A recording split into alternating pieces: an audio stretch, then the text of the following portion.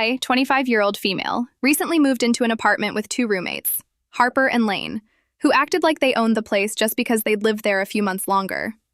At first, it was small things. Harper taping "kitchen closes at 9 p.m. on the fridge even though she cooked at midnight. Lane leaving piles of their laundry everywhere but complaining if one of my socks was on the couch. Then came the food theft. My labeled leftovers? Gone. My almond milk? Community property, apparently.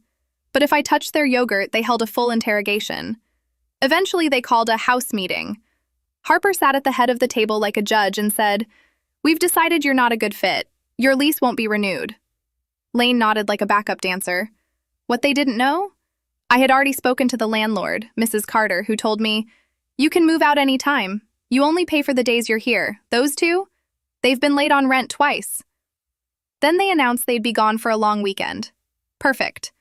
The second their Uber pulled away, I called every friend with a truck.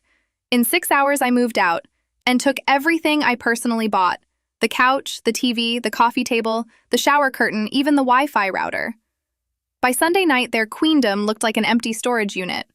Mrs. Carter texted me later. "They're accusing you of stealing."